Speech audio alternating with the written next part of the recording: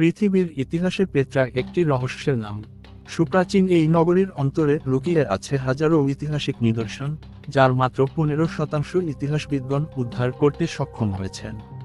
প্রাচীনকালের অন্যতম গুরুত্বপূর্ণ নগরী পেত্রা যেন হঠাৎ করে কালের অতল গহ্বরে স্বেচ্ছায় নির্বাসিত হয়ে যায়। কিন্তু কেন? এই প্রশ্নের উত্তর জানতে হলে আগে জেনে নিতে হবে পেত্রা সম্পর্কে। জর্ডানের দুর্গম মরুপ্রান্তরে অবস্থিত পাহাড় ঘেরা অঞ্চলে পেত্রা নগরীর অবস্থান। পেত্রা নগরীর নামকরণের সাথে গ্রিক শব্দ পেত্রা র মিল পাওয়া যায়, যার অর্থ দাঁড়ায় পাথর। সেই অনুযায়ী পেত্রার নাম পাথুরে শহর। বাস্তবিক অর্থেও পেত্রাকে পাথরের নগরী বলা হয়ে থাকে, কারণ পেত্রা নগরীর সীমানা ঘিরে আছে লালচে পাথর শিলার বেষ্টনী। ইউনেস্কো ওয়ার্ল্ড হেরিটেজের অন্তর্ভুক্ত পেত্রার বুকে দাঁড়িয়ে আছে পাথুরে মন্দির, সমাধিক্ষেত্র, ভাস্কর্য, সৌধ, ওবেলিস্ক এবং হাজারো ধর্মীয় স্থাপনা। জর্ডান সাম্রাজ্যের অধীনে পেত্রার যাত্রা শুরু হলেও 3য় শতাব্দীতে তা রোমান সাম্রাজ্যের অন্তর্ভুক্ত করা হয়। নাবাতিয়ান সাম্রাজ্যের অধীনে পেত্রাকে জর্ডানের রাজধানী হিসেবে ঘোষণা করা হয়েছিল। পেত্রা নগরীর প্রবেশদ্বার অত্যন্ত দুর্গম। প্রায় 1 কিলোমিটার দীর্ঘ গিরিপথ পেরিয়ে তবেই দেখা মিলবে এই রহস্যময় নগরীর। শহরের প্রথমে যে স্থাপনাটি আপনার নজরে পড়বে সেটির নাম আল খাজনেহ। এটি পেত্রা নগরীর অন্যতম গুরুত্বপূর্ণ কোষাগার ছিল, কিন্তু অনেকে এই তথ্যটি ভুল বলে দাবি করেন। তাদের মতে আল খাজনেহ একটি স্মৃতিসৌধ ব্যতীত আর কিছু নয়। অনেকের মনে প্রশ্ন জাগতে পারে, পেত্রা নগরীকে ঘিরে ইতিহাসবিদগণের আগ্রহের কারণ কি? ইতিহাস পর্যালোচনা মাধ্যমে জানা যায়, প্রায় 2000 বছর পূর্বে নাবাতিয়ান শাসনামলে পেত্রার মতো অত্যাধুনিক এবং সমৃদ্ধ নগরী নির্মাণের জন্য উপযোগী যন্ত্রপাতি ছিল না। তাহলে পেত্রা নির্মাণে নাবাতিয়ানরা কি বহিরাগত কারোর সাহায্য নিয়েছিল? এর কোনো উত্তর আজ পর্যন্ত পাওয়া যায়নি। তাই ধারণা করা হয়, পেত্রার অনাবিষ্কৃত অঞ্চলে এই প্রশ্নের উত্তর লুকিয়ে আছে। সংক্ষিপ্ত ইতিহাস: 400 খ্রিস্টপূর্ব থেকে 106 খ্রিস্টাব্দের মাঝামাঝি সময়ে পেত্রা বিশ্ববাসীর নিকট পরিচিতি লাভ করে। নাবাতিয়ানদের সুপরিকল্পিত শাসন ব্যবস্থার কারণে পেত্রা বাণিজ্যিকভাবে বেশ গুরুত্বপূর্ণ নগরী হয়ে ওঠে। পৃথিবীর ইতিহাসে পেত্রা প্রাচীনতম নগরীগুলোর মাঝে অন্যতম। নাবাতিয়ানরা পেত্রার সাহায্যে আরব উপদ্বীপ থেকে শুরু করে লেভান্তের বড় একটি অঞ্চলের সকল ধরনের বাণিজ্যিক কর্মকাণ্ড নিয়ন্ত্রণ করত। পেত্রার বুকে উন্নতমানের সেচ ব্যবস্থার দ্বারা ফসল ফলানো হতো। পরবর্তীতে রোমান সম্রাট ট্রাজান পেত্রাকে রোম সাম্রাজ্যের অন্তর্ভুক্ত করেন। ক্যালেন্ডারের হিসাব অনুযায়ী সময় তখন 106 খ্রিস্টাব্দ। রোমান সাম্রাজ্যের অধীনে পেত্রার অবনতি ঘটতে থাকে। এর পেছনে মূল কারণ হিসেবে রোমানদের সমুদ্রপথে বাণিজ্য করাকে দায়ী করা হয়। মাত্র 200 বছরের মাথায় পেত্রা বাইজেন্টাইন সাম্রাজ্যের অধিভুক্ত হয়। 363 খ্রিস্টাব্দে এক প্রলয়ঙ্কারী ভূমিকম্পে পেত্রার সামগ্রিক অবকাঠামোর ব্যাপক ক্ষয়ক্ষতি হয়। অর্থনৈতিক মন্দার মুখে ব্যবসায়ীরা পেত্রা ত্যাগ করতে থাকে। ধীরে ধীরে বসবাসের অযোগ্য হয়ে পড়ে পেত্রা। পরবর্তীতে 700 সালে মুসলিম শাসকরা পেত্রা দখল করে নেয়। এককালের সমৃদ্ধ নগরী পেত্রা ততদিনে রূপ নিয়েছে সামান্য গ্রামে। তাই পেত্রার প্রতি শাসকদের গুরুত্ব কম ছিল। প্রথম ক্রুসেডের সময় পেত্রা মুসলিমদের নিকট থেকে ছিনিয়ে নেন জেরুজালেমের রাজা প্রথম বালডুইন। 1217 সালে মুসলিমরা পুনরায় পেত্রা জয় করতে সক্ষম হয়। পরবর্তীতে মামলুক সুলতান বেবারের আমলে পেত্রা সম্পূর্ণ পরিত্যক্ত হয়ে যায়। ধীরে ধীরে মানুষ পেত্রার নাম ভুলে যায়। ইতিহাসের পাতায় পেত্রা একটি রূপকথা হিসেবে টিকে থাকে। আরবের বেদুইনরা পেত্রার সঠিক অবস্থান জানলেও তা বাইরের মানুষদের নিকট প্রকাশ করত না। 1784 সালে সুইজারল্যান্ডের লুজান শহরে জন্মগ্রহণ করেন বিখ্যাত অভিযাত্রী বুর্খহার্ট। ছোটবেলা থেকে অভিযানের নেশায় মত্ত থাকতেন বুর্খহার্ট। লিপজিগ বিশ্ববিদ্যালয়ে অধ্যয়নরত অবস্থায় তিনি বেশ কয়েকটি গুরুত্বপূর্ণ অনুসন্ধান অভিযান পরিচালনা করেন। বুর্খহার্ট অনুসন্ধানের কাজে সিদ্ধহস্ত ছিলেন। নাইজার নদীর উৎস আবিষ্কার করে তিনি ব্রিটিশ রাজপরিবারের সম্মানসূচক অর্ডার অফ জোহান ফ্রিডরিক ব্লুমেনবাখ উপাধি অর্জন করেন। 1809 সালে বুর্খহার্ট ইউরোপ ছাড়িয়ে পাড়ি দেন আরবের বুকে। লেভান্ত অঞ্চলে তিনি আরবি ভাষা এবং সংস্কৃতির সম্পর্কিত বিস্তারিত জ্ঞান লাভ করেন।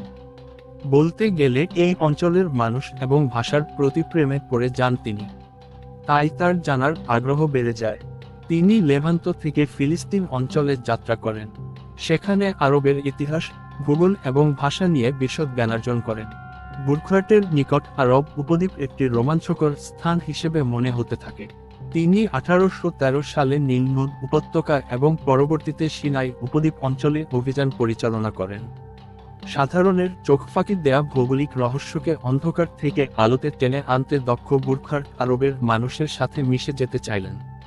কারণ আরবের মানুষদের নিকট আস্থাভাজন হতে হলে তাকে একজন আরবের ন্যায় জীবনযাপন করতে হবে। এমনকি তাদের ন্যায় ধর্মীয় বিশ্বাসে সাদৃশ্য আনাও খুব জরুরি। আরবের মানুষদের প্রধান ধর্ম ছিল ইসলাম। তিনি মুসলিমদের ধর্মগ্রন্থ আল কোরআনের বিভিন্ন বিষয় নিয়ে পড়াশোনা করেন। আরবের বুকে মুক্তভাবে চলাফেরার উদ্দেশ্যে তিনি ইসলাম ধর্ম গ্রহণ করেন। ইসলাম গ্রহণের পর তার নতুন নাম রাখা হয় শেখ ইব্রাহিম বিন আবদুল্লাহ। মুসলিমদের ন্যায় তার মুখে শোভিত হতে থাকে লম্বা দাড়ি। মুসলিম শেখ এবার হজ পালনের উদ্দেশ্যে মক্কা এবং মদিনার প্রতি যাত্রা শুরু করেন। তিনি প্রথম ইউরোপীয় হিসেবে মক্কার ভ্রমণের সুযোগ লাভ করেন, কিন্তু তিনি বেদুইনদের নিকট নিজের আসল পরিচয় গোপন রাখেন।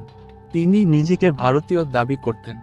স্বার্থ উদ্ধারের লক্ষ্যে ইসলাম গ্রহণ করলেও শেখ ইব্রাহিম খুব দ্রুত মুসলিমদের ন্যায় জীবনযাপন অভ্যস্ত হয়ে ওঠেন। নীল নদের উৎস সন্ধানে পরিচালিত অভিযান থেকে নিজেকে প্রত্যাহার করে নেন তিনি।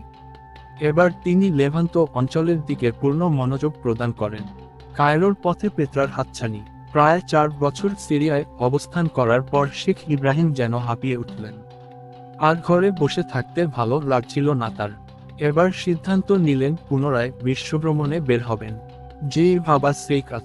এবার তার গন্তব্যস্থল ঠিক করা হলো সুদূর মিশরের রাজধানী কায়রোতে। সিরিয়া থেকে কায়রো ভ্রমণের জন্য 2টি পৃথক রাস্তা ব্যবহৃত হতো। সরাসরি সমুদ্র সৈকত ধরে ভ্রমণের মাধ্যমে কায়রো পৌঁছানো অপেক্ষাকৃত সহজ ছিল, কিন্তু তিনি ভিন্ন পথ অবলম্বন করলেন। মৃত সাগরের তীর ধরে দুর্গম পথ পাড়ি দিয়ে কায়রোর উদ্দেশ্যে রওনা হলেন ইব্রাহিম। বুরখার্টের ব্যক্তিগত ডায়েরির পাতায় উকি দিয়ে এই সিদ্ধান্তের পেছনে তার উদ্দেশ্যের সম্পর্কে ধারণা লাভ করা যায়। তিনি লেখেন, কায়রো যাত্রায় সেবার আমি দুর্গম পথে যাত্রা করেছিলাম। আমার মূল উদ্দেশ্য ছিল যতটুকু সম্ভব এই অঞ্চলের ভূগোল সম্পর্কে সম্যক ধারণা অর্জন করা। 1812 সালের 18 জুন তিনি দামেস্ক ত্যাগ করেন। সফরসঙ্গীদের নিয়ে সারাদিনের যাত্রা শেষে একটি নির্দিষ্ট স্থানে যাত্রাবিরতি নেন তিনি। তখন স্থানীয় বেদুইনদের সাথে আলাপচারিতায় মেতে ওঠেন অনেকেই। ক্লান্ত ইব্রাহিম ওরফে বুরখার্ট বিশ্রামরত অবস্থায় কান পেতে তাদের আলোচনা শুনছিলেন। কয়েকজন বেদুইন ওয়াদি মুসার নিকটে অবস্থিত একটি শহর সম্পর্কে আলোচনা করছিলেন। সেখানে হযরত হারুন এর সমাধিক্ষেত্র অবস্থিত বলে গুজব প্রচলিত রয়েছে। আরও গুজব রয়েছে যে এই ধ্বংস হয়ে যাওয়া শহরের বুকে লুকিয়ে আছে হাজারো বছরের অর্জিত গুপ্তধন। বুরখার্ট নড়েচড়ে বসলেন। বেদুইনদের গল্প অনুযায়ী তিনি সেই শহরের একটি মানচিত্র কল্পনা করলেন। তিনি ডিডোরাস সিসুলাস, স্ট্রাবো এবং জোসেফাস সহ প্রমুখ ইতিহাসবিদের পাণ্ডুলিপি থেকে হারানো শহর পেত্রা সম্পর্কে অনেক অজানা তথ্য জানতে পেরেছিলেন। বেদুইনদের বর্ণনার সাথে পেত্রার অনেক মিল খুঁজে পেলেন তিনি। যে করেই হোক তার একবার সেই শহরে যাওয়া দরকার। তাই মনে মনে একটি উপায় বের করলেন। তার ডায়েরি থেকে জানা যায়, আমি হযরত হারুনের সম্মানে একটি ছাগল কুরবানি করব বলে তাদের জানালাম। এই উপত্যকার শেষ মাথায় হয়তো তার সমাধি খুঁজে পাওয়া যাবে। তারা নির্দ্বিধায় আমার কথা মেনে নিল। তারপর আমি নিজের দলকে অপেক্ষায় রেখে রওনা দিলাম সেই রহস্যময় নগরকে একবার পরখ করে দেখার জন্য। স্থানীয় একজন বেদুইনকে তিনি পথ প্রদর্শক হিসেবে ভাড়া করেন। দুজন মিলে গাধার পিঠে চড়ে রওনা দেন সেই রহস্যপুরীর উদ্দেশ্যে। দুদিনের ক্লান্ত ভ্রমণ শেষে তারা তাদের গন্তব্যস্থলে পৌঁছে যান। কিন্তু পাহাড় দিয়ে ঘেরা শহরটির প্রবেশদ্বার গিরিপথটি প্রায় 1 কিলোমিটার দীর্ঘ ছিল। খুব সাবধানে এগোতে থাকেন তারা। গিরিপথ পেরিয়ে সবার প্রথমে বুরখার্টের নজরে পড়ে অগণিত সমাধিক্ষেত্র। পাহাড়ের বুক কেটে যেন এক অসাধারণ সাফল্যগাথা রচিত হয়েছে সেগুলোর গায়ে। প্রথম দেখাতেই তিনি বুঝতে পারেন এই শহরই পেত্রা। তিনি তার উচ্ছ্বাস গোপন রাখতে ব্যর্থ হন। গাধার পিঠ থেকে নেমে তিনি বিভিন্ন স্থাপনা পরখ করে দেখতে থাকেন। শহরের পরিত্যক্ত মন্দিরগুলোর দেয়ালখচিত নকশা দেখার সময় বেদুইন পথ প্রদর্শক চিৎকার করে ওঠেন, তুমি একজন কাফের। তুমি হারুনের দোহাই দিয়ে প্রতারণা করছো। বেদুইনের কথায় টনক নড়ে বুরখার্টের। তিনি দ্রুত সেই স্থান ত্যাগ করে হারুনের সমাধির উদ্দেশ্যে রওনা দেন। তার পেছনে পড়ে থাকে প্রায় ৬০০ বছর পর্যন্ত লোকচক্ষুর আড়ালে পড়ে থাকা শহর পেত্রা। তিনি তার সহকর্মীদেরকে তার আবিষ্কারের খবর জানিয়ে পত্র প্রেরণ করেন। বুরখার্টের পত্র পেয়ে তারা উত্তেজিত হয়ে পড়েন। নদীর উৎস সন্ধানী বুরখার্ট এবার বাজিমাত করে ফেললেন। ইউরোপের বুকে তার কৃতিত্বগাথা উচ্চারিত হতে থাকে। কিন্তু সেই কিংবদন্তি বুরখার্টের কিছুই জানতেন না। তিনি তখন শেখ ইব্রাহিমের পরিচয়ে আরবে ছসে বেড়াচ্ছেন। তিনি তার খ্যাতির সম্মাননা এক মুহূর্তের জন্য উপভোগ করতে পারেননি। বুরখার্ট নাইজার নদীর নতুন উৎস অনুসন্ধানে পুনরায় অভিযান পরিচালনা করার সিদ্ধান্ত নেন। কিন্তু বিধাতার মর্জি বুরখার্টের সিদ্ধান্তের সাথে মিলল না। তিনি আমাশয়ে আক্রান্ত হয়ে শয্যাশায়ী হন। 1817 সালে বুরখার্ট পৃথিবীর মায়া ত্যাগ করে এক অন্তিম যাত্রায় সামিল হন। এক কিংবদন্তি অভিযাত্রীর যাত্রা শেষ হয় মহাযাত্রার সূচনায়। শেখ ইব্রাহিম বিন আবদুল্লাহ ওরফে জোহান বুরখার্টের আবিষ্কৃত পেত্রাকে ঘিরে আজও ইতিহাসবিদগণের আগ্রহ শেষ হয়নি। পেত্রার বুকে হাজারো গবেষক রাতদিন পরিশ্রম করে বুরখার্টের কৃতিত্বকে পূর্ণতা দান করার প্রচেষ্টায় নিয়োজিত আছেন। অদূর ভবিষ্যতে আমরা পেত্রার সম্পর্কে অনেক কিছু জানতে পারব। এর মাধ্যমে প্রাচীন সভ্যতা সম্পর্কে আমাদের সীমিত জ্ঞানের সমৃদ্ধি অর্জিত হবে। বুরখার্টের ন্যায় নির্ভীক অভিযাত্রীরা অনন্তকাল বেঁচে থাকুক। তাদের অদম্য সাহসের নিকট বারবার পরাজিত হোক পেত্রার ন্যায় দুর্জয় রহস্যকুরি। পেত্রার পাথুরে সভ্যতার গায়ে স্বর্ণাক্ষরে লেখা থাকুক তাদের জয়গান। আজ এ পর্যন্ত, দেখা হবে আগামী ভিডিওতে নতুন কোনো অভিযান নিয়ে। সে পর্যন্ত সবাই ভালো থাকবেন, সুস্থ থাকবেন। ভিডিওটি ভালো লেগে অবশ্যই একটি লাইক দিতে ভুলবেন না এবং পরবর্তী এরকম আরও ভিডিও পেতে এখনই অজানা অভিযান চ্যানেলটি সাবস্ক্রাইবও করে সঙ্গে থাকবেন। আর আপনাদের কোনো অজানা ইতিহাস সম্পর্কে জানতে চান অবশ্যই কমেন্ট করে জানাবেন। ধন্যবাদ।